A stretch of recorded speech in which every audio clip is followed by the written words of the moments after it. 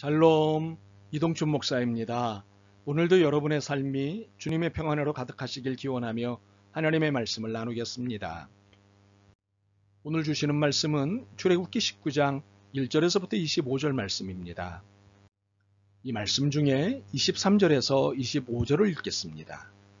모세가 여호와께 아뢰되 주께서 우리에게 명령하여 이르시기를 산 주위에 경계를 세워 산을 거룩하게 하라 하셨사온즉 백성이 시내산에 오르지 못하리이다.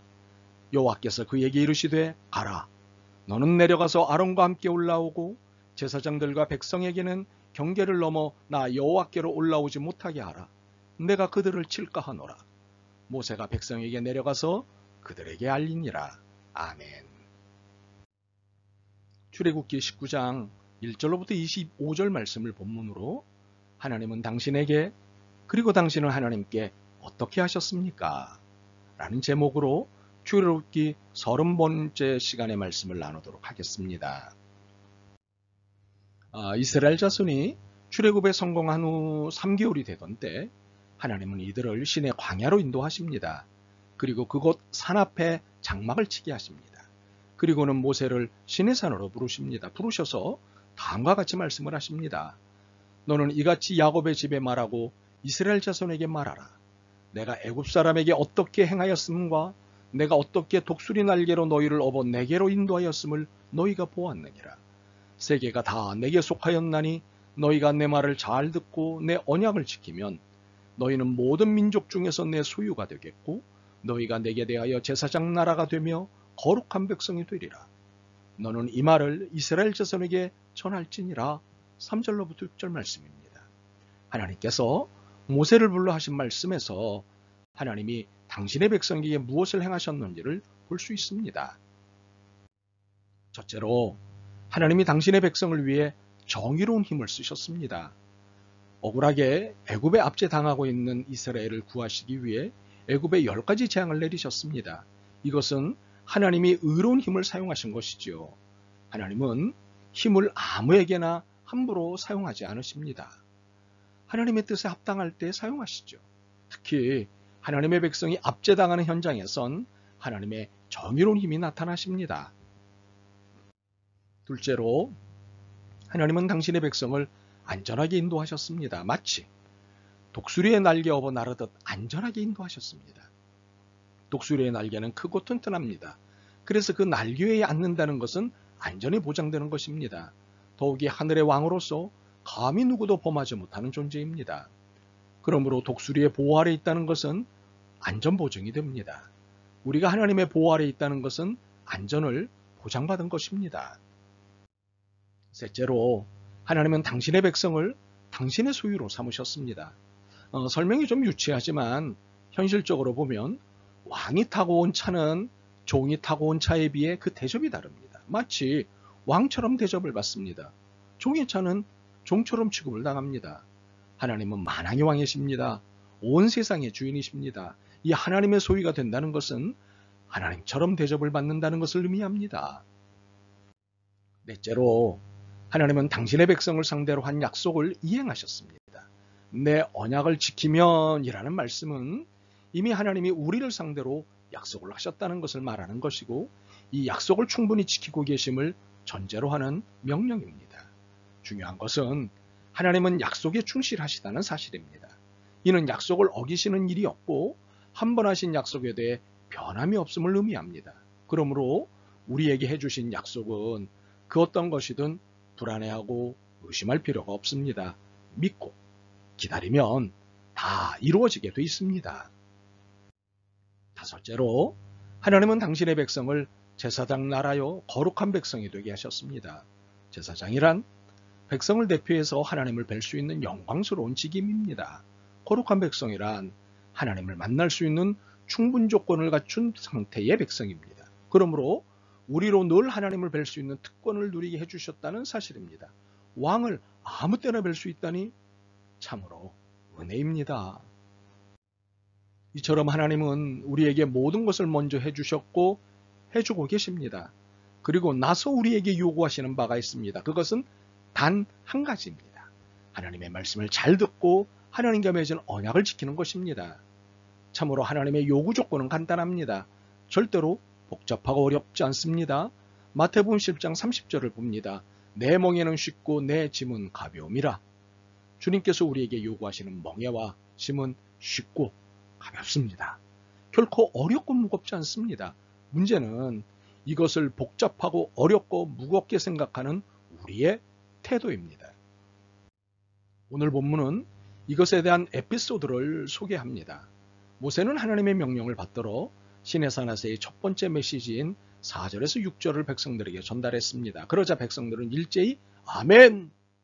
으로 응답하였습니다. 8절입니다. 여호와께서 명령하신 대로 우리가 다 행하리이다. 얼마나 씩씩한 대답입니까?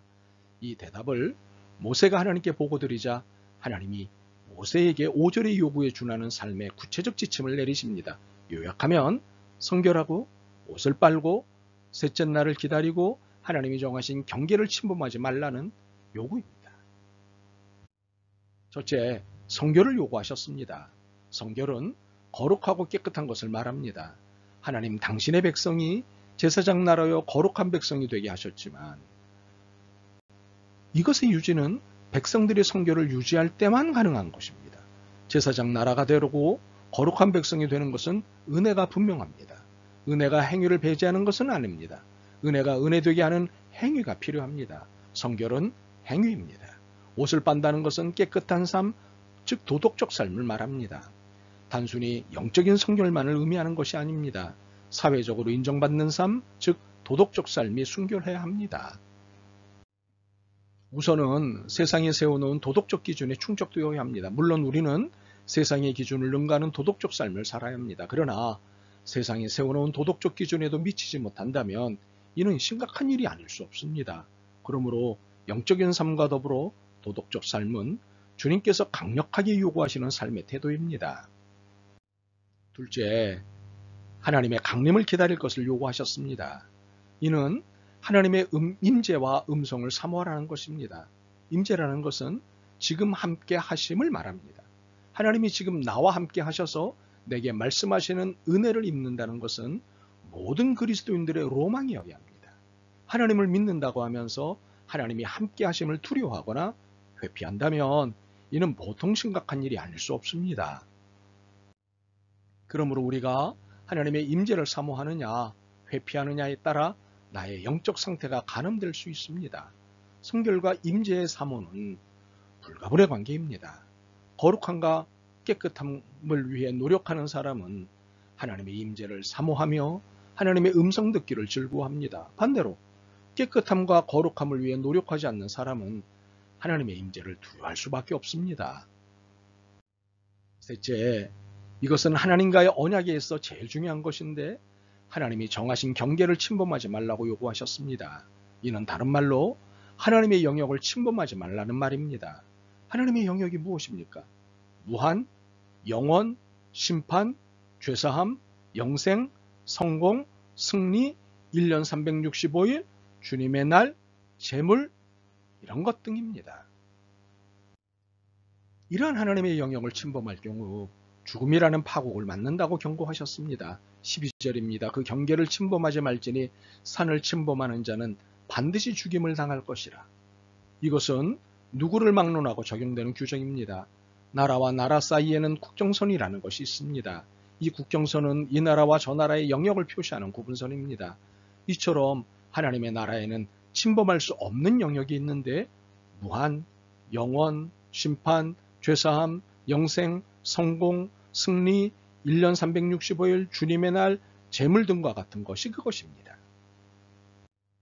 하나님은 이스라엘 백성이 애굽을 떠나 3개월이 되기 전까지는 그 어떤 요구도 말씀도 하지 않으셨습니다. 그러나 이제 때가 되매 드디어 말씀을 하십니다. 성결하라. 주님의 임재를 사모하라. 하나님의 영역을 침범하지 말라. 이는 구원의 첫 번째 걸음을 떼고 난 이에게 말씀하신 것이 아닙니다. 3개월이 지난 뒤에 하신 말씀입니다. 이제 말씀을 듣고 이행할 준비가 되었다고 판단하시기에 말씀하신 것입니다. 하나님은 우리를 영적 시내산으로 인도하셨습니다. 이 시내산은 하나의 분기점으로서 이스라엘의 영적 성숙기의 시작점이었습니다.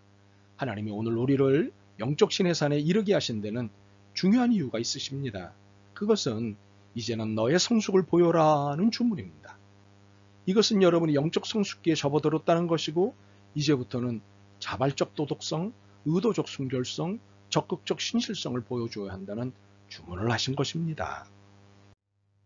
또한 우리에게 하나님 앞에서의 반성을 통해 후일을 맞이할 준비를 하라고 하십니다. 하나님이 내게 해주신 일을 기억하고 나는 하나님 앞에 어떻게 살았는지를 살펴보는 것을 통해 내일을 준비하라고 하십니다. 이제 답은 분명합니다.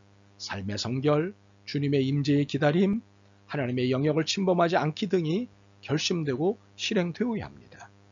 우리 개개인이 이러한 영적 태도를 갖출 때 우리의 미래는 의미 있게 될 것입니다. 아멘.